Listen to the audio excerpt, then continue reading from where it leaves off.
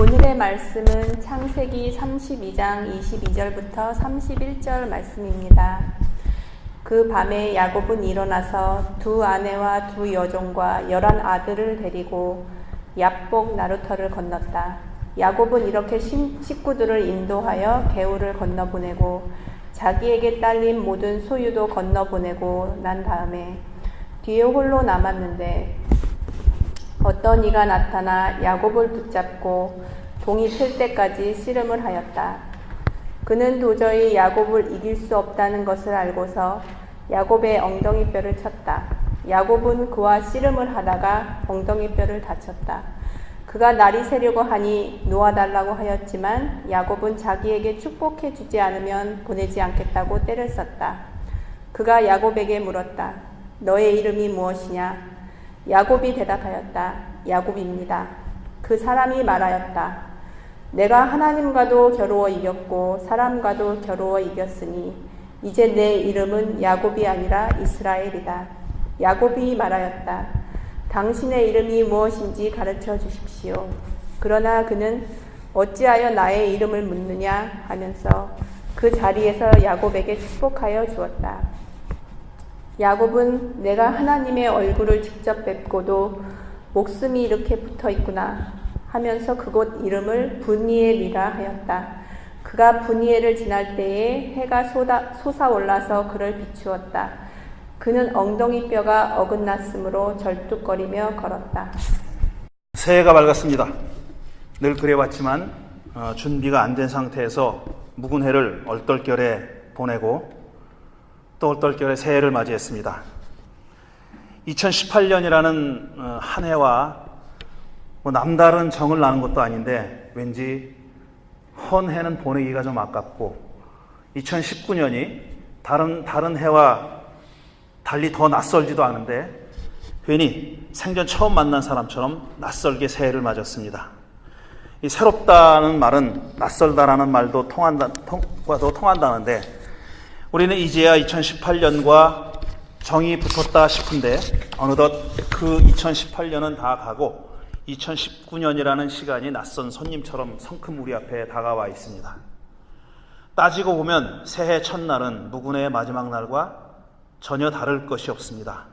시간은 물 흐르듯이 흘러가는데 그런 시간의 흐름의 한순간이 새해 첫날이라는 것인데 또 새해를 맞는 마음이 그저 평범하지만은 않습니다. 우리 사람이 인위적으로 시간을 쪼개서 이건 묵은해다, 새해다, 이건 새해 첫날이다, 전해의 마지막 날이다 이렇게 규정을 하지만 사실 뭐가 다르겠습니까? 그런데 우리가 이렇게 시간의 단락을 끊어놓은 것은 뭔가 새롭게 자기를 다짐하고 보낼 건 보내고 맞을 건 새롭게 맞자는 뜻으로 그렇게 했다고 생각합니다. 새해 첫날에는 또 소원도 빌어보고 다짐도 새롭게 해보는데 그 다짐이 또 소원이 그 다짐이 얼마나 오래가고 또 소원이 얼마나 유지될지 아무도 모릅니다. 여러분은 새해 첫날에 어떤 소원을 비셨고 어떤 기도를 드리셨습니까? 사람은 나이가 들수록 대개 꿈이 소박해지죠. 또 덜 적극적이 됩니다.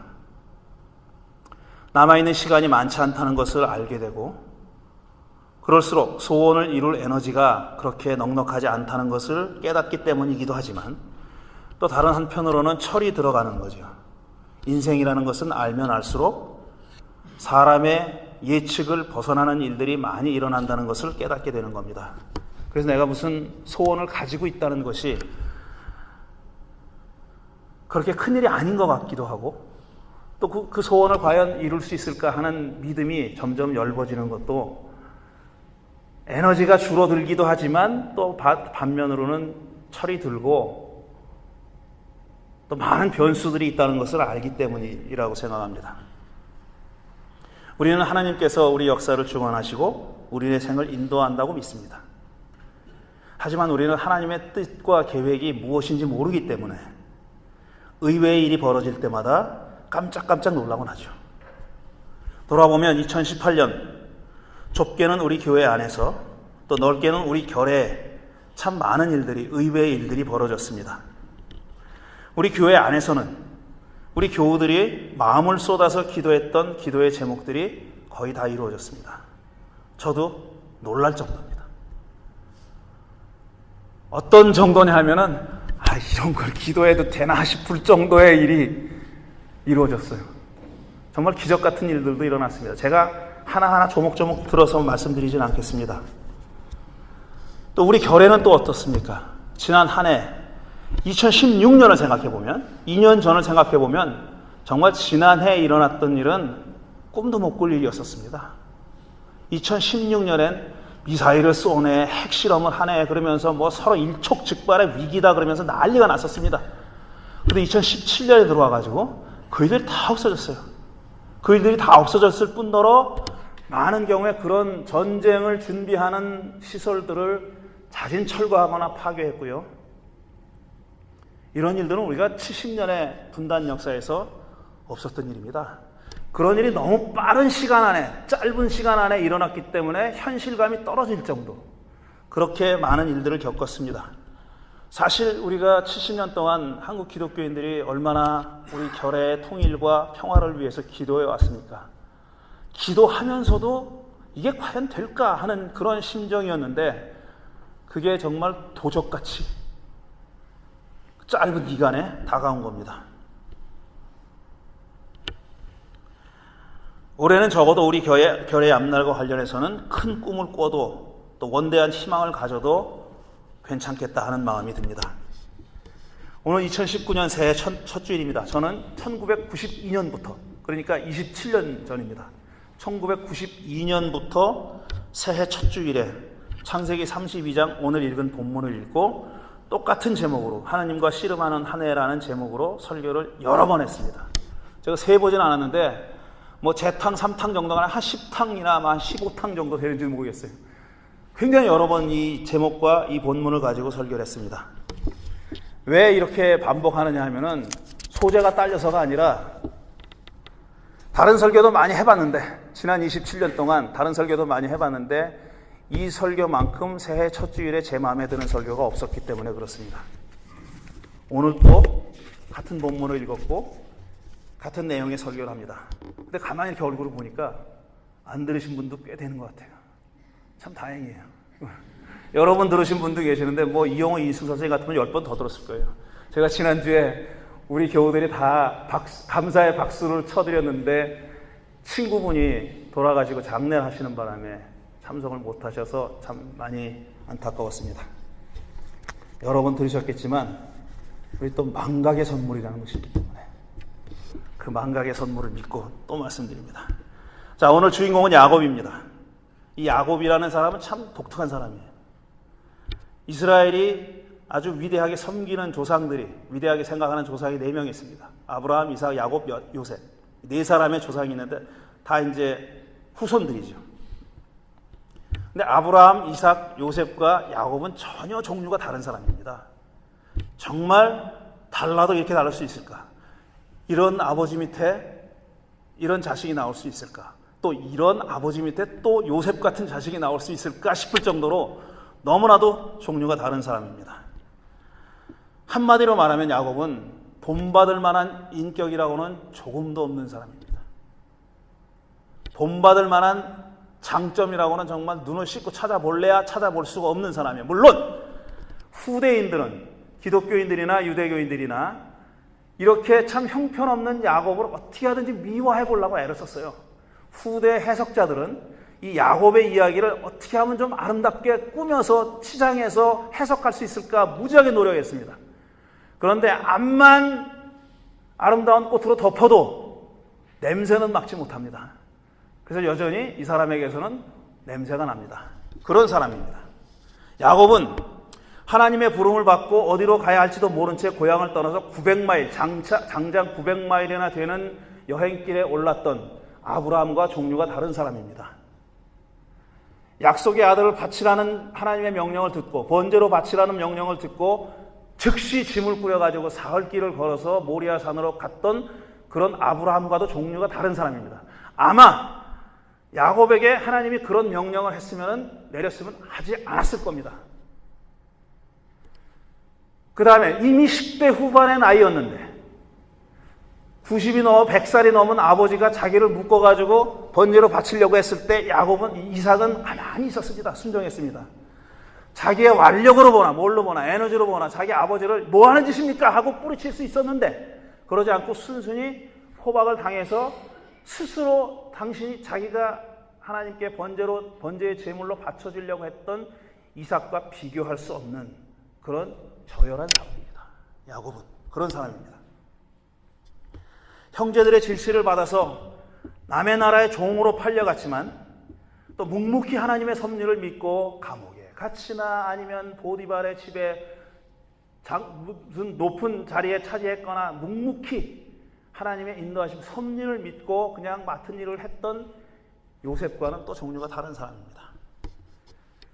그의 독특성은 남달리 신앙이 깊다거나 남을 위해서 희생하는 삶을 살았다는 데 있지 않습니다. 그는 남 못지않은 고난의 삶을 살았어요. 정말 밑바닥 삶을 살았고 정말 힘든 삶을 살았습니다. 하지만 그 모든 고통은 남을 위해 받은 것이 아니라 자기가 자초한 일이고 자기가 꾀를 부리고 재주를 피우다가 맞이한 그런 고통입니다. 자업자득이란 말이 있죠. 이 야곱이란 사람의 인생을 표현하는 사자성어가 여러 개 있을 수 있습니다. 자업자득, 초지일관. 이 양반은 웬만하면 회개를 안 합니다. 초지일관. 회개 안 한다는 점에서 초지일관. 사필귀정. 지가 지은 죄는 벌을 받아요 또. 사필귀정. 그 다음에 속담으로 말하면 3살 벌어서 80까지 간다.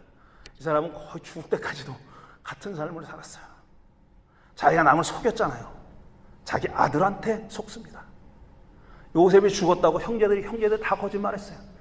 그는 양의 피가 묻은 그 아들의 옷을 부둥켜 안고 울었습니다. 통곡을 했습니다. 자기 아들 요셉이 가장 사랑하는 자기 아들 요셉이 막내 아들 요셉이 죽은 줄 알고 통곡을 했어요. 그러니까 이집트에 내려갈 때까지 자기는 아들이 죽은 줄 알고 살았던 겁니다. 이게 다 어디서 오는 거냐? 자기가 자기 형과 아버지를 속였잖아요.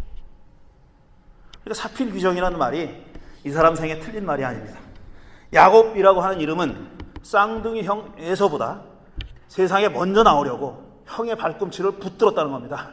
이게 생리학적으로는 불가능한 얘기 입에 분명한데 아기가 나오려고 그러다 어머니 태에서 나오려고 하는데 형이 먼저 나가려고 하니까 내가 먼저 나가려고 붙들었다는 얘기예요.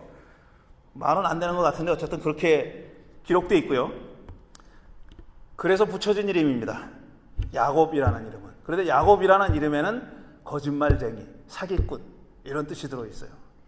물론 어원을 따지면은 이게 그건가 싶을 그러니까 조금 잘 모르면은 그렇게 써 있으니까 그런가 보다 해요. 그런데 어원을 따지고 이게 원래 히브리말에서 온 말이 아니거든요. 그러니까 어원을 따지고 보면 정말 여기서 왔을 수도 있지만 아닐 수도 있는 거예요. 하지만 어쨌든 그렇습니다. 사기꾼, 거짓말쟁이, 야바이꾼 이런 뜻이에요. 야곱이 어원이. 근데 어떤 부모가 과연 자기 아들한테 이런 이름을 붙여줬을까 싶긴 합니다. 말씀드렸지만 야곱의 생은 아무리 치장을 하려고 해도 삐져나오는 부분이 있습니다. 아무리 아름답게 치장하려고 해도 많은 사람들이 그렇게 했지만 피할 수 없는 그런 더러운 면들이 있었습니다. 어느 종족이든 자기 조상의 약점은 감추고 좋은 점은 과장해서 드러내기 마련인데 이런 점에서 구약 성서는 좀 특이합니다. 이 사람의 악행과 이 사람의 단점을 그대로 드러낸다는 점에서 굉장히 특이한 책입니다. 그는 자기 아버지와 형을 속여서 장자의 권리를 빼앗았습니다. 도둑질했죠. 가로챘습니다. 그는 아버지와 형을 또 속여서 형이 받아야 할 축복도 가로챘습니다.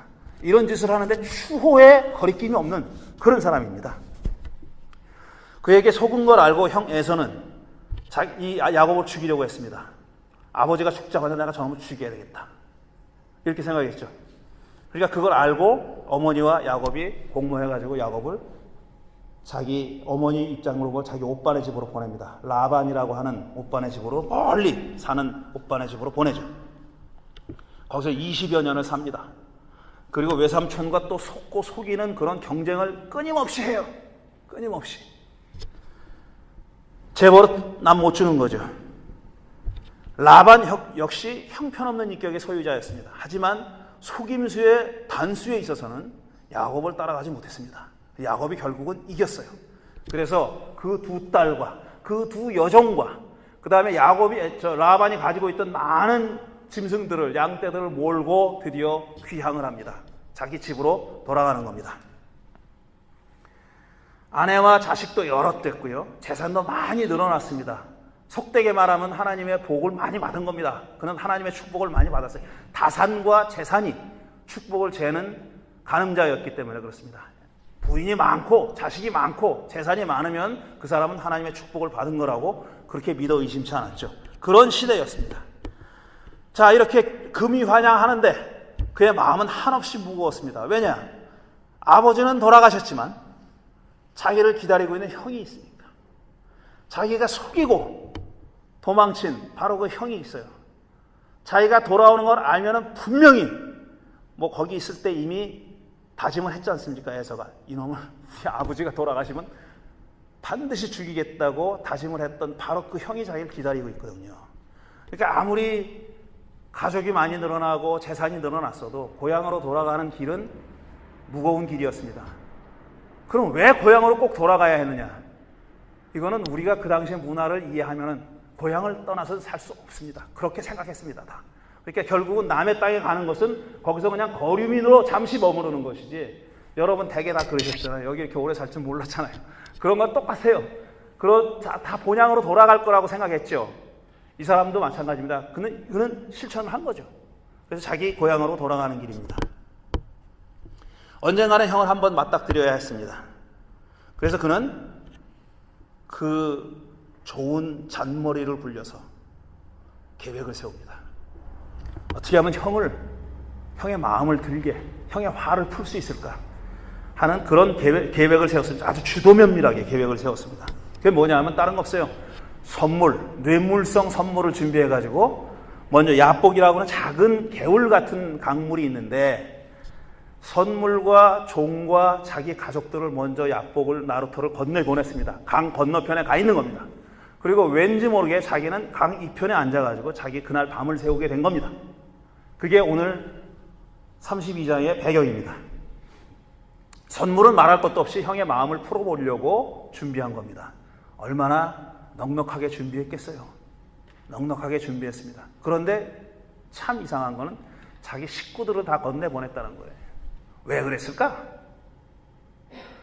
왜 식구들을 왜 먼저 보냈을까? 많은 학자들이 이걸 추측을 하는데 저는 10중 8구 이거라고 생각합니다. 죽어도 나만 살자. 형이 화가 안 풀려가지고, 선물 가지고 화가 안 풀려가지고 가족들을 다 상하게 할지라도 나는 살아야지. 그리고 자기만 강 건너편에 남아있었을 것이라고 저는 추측합니다. 제가 너무 나쁜 놈입니까? 근데 야곱이 아직까지 한 짓을 보면은 이 양반은 정말 그럴 수 있는 분이다. 그럴 수 있는 사람이다라고 생각합니다. 불가능한 일이 아니라고 생각합니다. 그런데 야곱이 그날 밤 잠자려고 누웠다가 형 만날 걱정에 잠이나 잘 들었겠습니까? 그런데 이 양반이 형을 만나기 전에 형보다 훨씬 더 무서운 어떤 분을 만나게 됩니다. 어떤 사람이 a man이라고 되어 있어요. 맨 처음에는 어떤 사람이 야곱에게 나타나서 다짜고짜로 허리춤을 붓고 씨름하자고 덤벼듭니다. 레슬링 하자고 덤벼들었어요. 그러니까 이 양반은 잠결에 싸움이 붙은 거예요. 이게 누군지도 모르고 얼굴이나 제대로 봤겠습니까? 이 양반하고 씨름하는 겁니다. 싸움을 붙은 거예요. 막 그냥 레슬링, 룰 없는 레슬링. 그러니까 UFO 같은 걸 한 겁니다. 장갑도 없이, 프로텍터도 없이 그냥 싸움 붙은 거예요. 싸우다가 나중에 점점 이 양반이 좀 이상한 분이네, 이런 생각이 들었을 거예요. 그리고 맨 마지막에 나중에 가서는 다 싸움이 끝나고 그분이 떠난 다음에, 야, 내가 여기서 하나님의 얼굴을 보고도 살아남았구나라고 말했어요. 그러니까 이 야곱은 나중에 깨달은 거예요. 자기하고 씨름을 했던 그분이 바로 다른 분이 아니라 하느님이라고 그렇게 생각한 겁니다. 자기가 하느님이랑 씨름했다고 그렇게 생각하게 된 거예요. 사실 야곱이 집을 떠날 때, 그러니까 라반의 집으로 도망갈 때, 외삼촌의 집으로 도망갈 때 베델이라는 곳에서 돌베개를 베고 자다가, 돌베개 베고 잠 갔습니다. 그 노래 돌베개를 베고 자다가 꿈에서 어떤 사다리가 하늘로 연결된 사다리를 보죠. 그리고 천사들이 오르락내리락 하는 걸 보고 하나님이 위에서 하나님의 음성이 들립니다. 내가 너를 지켜주겠다. 너를 고향으로 돌아오게 하겠다. 안전하게 돌아오게 하겠다라고 하나님이 약속해 주시는 음성을 듣습니다. 그래서 야곱이 희한한 곳이네. 그리고 거기다 돌단을 쌓고 예배를 드렸다고 했어요. 그게 베델입니다. 그 이후로 야곱 이야기에 하나님의 하자도 안 나옵니다.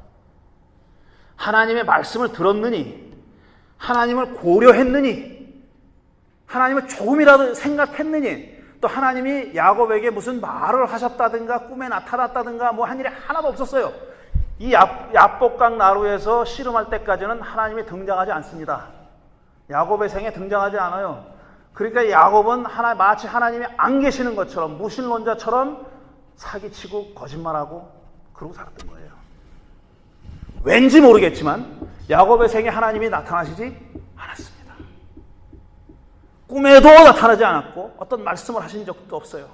그러다가 지금 느닷없이 하나님이 나타난 겁니다. 아마 야곱은 이 씨름을 하기 전에 기도를 했을지도 모릅니다. 그리고 베델에서의 일을 기억했을지도 몰라요.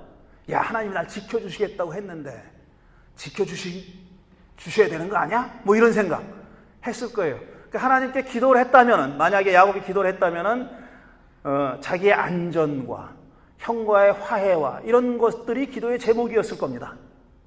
안 그랬겠어요? 그런데 정작 그 앞에 나타난 하나님은 그런 분이 아니었었어요. 널 지켜주겠다는 약속을 내가 지금 지키마, 실천하마, 이렇게 약속해주는 하나님이 아니라 느닷없이 허리춤을 붙잡고 잡아당기고 두들겨 패고 막 이런 하나님이 나타난 거예요. 그런 하나님이 나타난 거예요. 전혀 기대하지 않았던 하나님이 나타나서 그를 막 때리고 상처를 주는 겁니다. 그를 막 넘어뜨리려고 하는 겁니다. 그를 짓누리려고 하는 그런 하나님이 나타나신 겁니다. 여러분, 하나님과 맞서서 허리춤을 붙잡고 씨름하는 야곱의 모습을 한번 상상해 보십시오. 여러 유명한 화가들이 그 그림을 그렸더라고요. 제가 몇 장 가져왔습니다. 드라큘라가 그린 그림이에요. 이건 도레라는 사람이 그린 그림이에요. 지금 날개가 있잖아요. 화가들이 고민한 거, 앞에는 어떤 사람이라고 man이라고 돼 있고 뒤에는 하나님의 얼굴을 봤는데 내가 살았다 이랬잖아요. 그러니까 제 생각에, 제 추측의 화가들은 중간쯤 되는 천사였나 보다 그러고 날개를 붙여놨다고. 이건 제 해석입니다. 좀 초라한 해석이지만 저의 해석입니다. 자, 한번 이런 광경을 한번 상상해 보세요. 사람과 허리춤을 붙잡고 씨름하고 있습니다. 하나님이 그저 맘만 먹으면 손가락 하나 까딱하지도 않고 뭐든지 이루는 그런 분이 아니에요. 이 이야기의 하나님은 그런 분이 아닙니다. 저 높은 하늘에서 리모트 컨트롤로 사람을 막 조정하는 그런 하나님이 아니에요.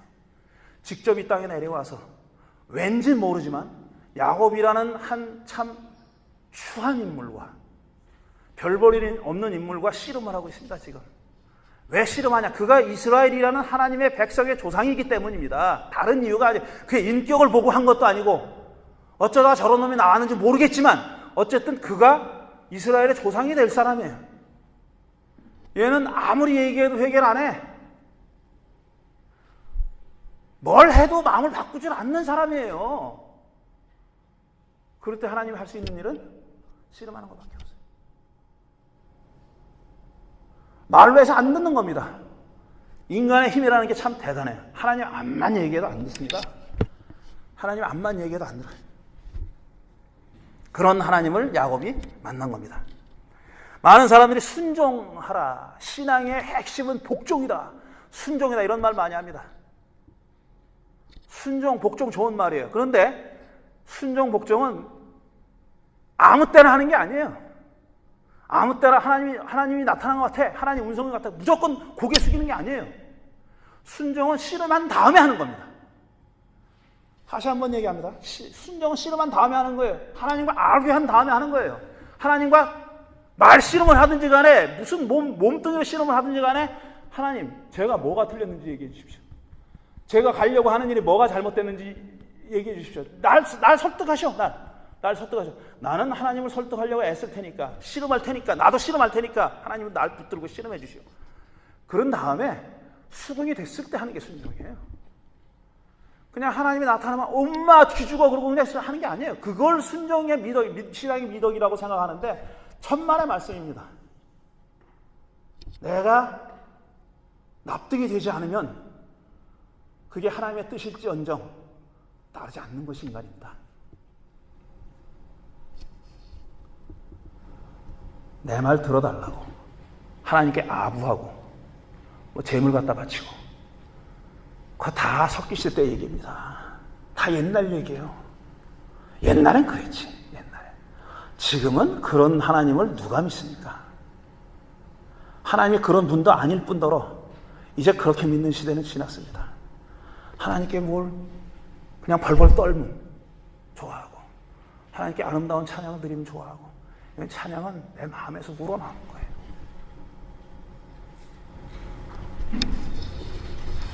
순종하기 전에 먼저 씨름하는 겁니다. 그래서 이기면 하나님이 순순히 야곱에게 했던 것처럼 그렇게 하십니다. 하나님은 야곱을 이길 수 없다는 걸 깨달아요. 씨름하는 하나님이 야 이놈 정말 세네, 내가 이길 수 없네 하고 깨닫고 반칙을 범합니다. 허리를 쳤어요. 벨타레를 쳤어 그냥. 그래가지고 환도뼈를 맞았어요. 이건 골반 있는 데를 얘기하는 거예요. 골반. 그러니까 생시의 기능과 상관이 있는 겁니다. 골반 이후를 맞았어요. 그래가지고 반칙한 거죠. 그러니까 허리 아래를 때린 거지. 벨트 아래를 때린 거예요. 그런데 이 야곱이라는 놈은 또 얼마나 지독하냐면 그렇게 벨트 아래 얻어맞고 엉금엉금 기면서도 뚝뚝 늘어집니다. 날 축복하지 않으면 나 안 놔줘 당신. 나 안 놔줄 거야. 당신 안 놔줄 거야. 그래요. 그러니까 야, 하나님도 이런 지독한 놈 처음 본 거죠. 그러니까 뭐라고 하냐면 야, 네 이름이 뭐냐 이렇게 물어봐요. 네 이름이 뭐냐. 그리고 나서 야곱입니다 그랬더니 너 이제 야곱 그 추한 이름으로 더 이상 불리지 않을 것이다. 야곱 사기꾼 거짓말쟁이 이런 뜻이라고 했잖아요. 또 형의 발꿈치를 잡고 나왔다고. 그래서 야곱이라고 붙여졌다고 그랬잖아요. 너 다시는 그 이름으로 불리지 않을 거야. 넌 앞으로 이스라엘이라고 불릴 거야. 이스라엘이라는 하나님과 겨뤘다는 얘기입니다. 하나님과 대적했다는 얘기예요. 겨뤘다는 얘기. 대적이라는 건 또 적인 것 같아서 아니고 겨뤘다, 씨름했다는 얘기예요. 하나님과 씨름한 사람이라는 뜻이 이스라엘이라는 얘기입니다.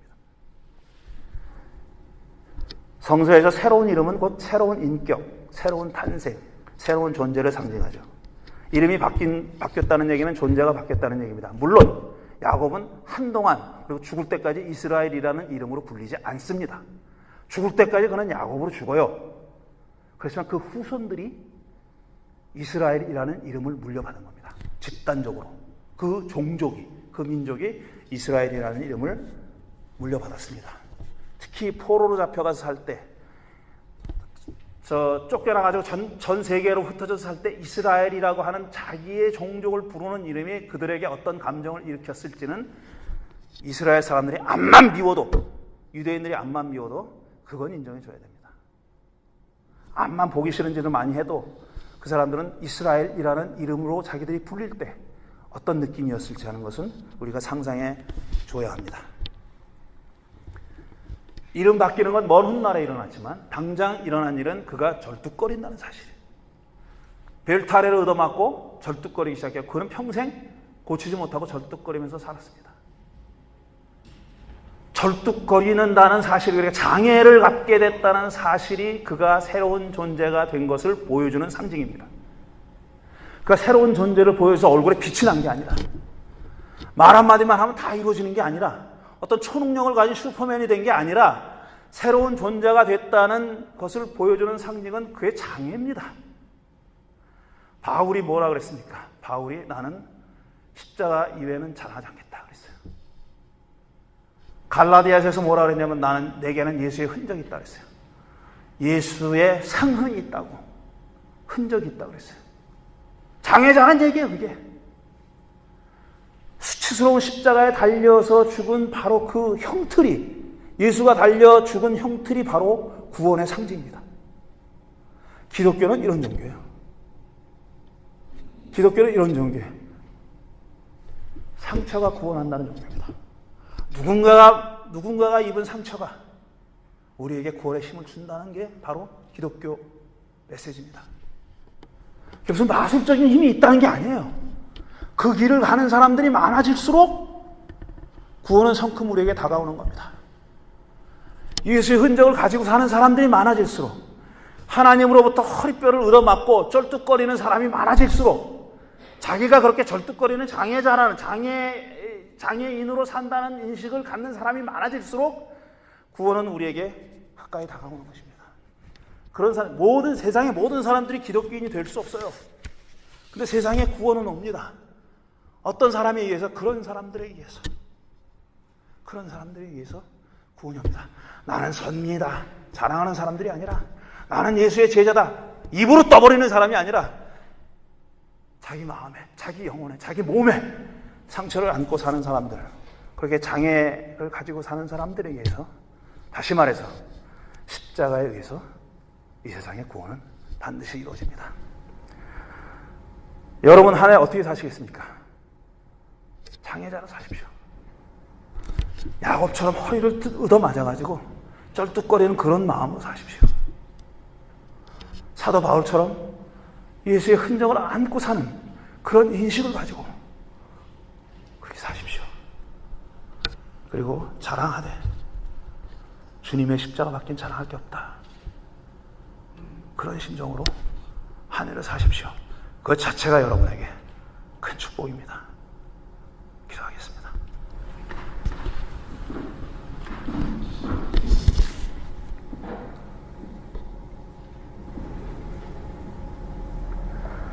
늘 그래왔듯이 묵묵하게 주님의 길을 걷고자 합니다.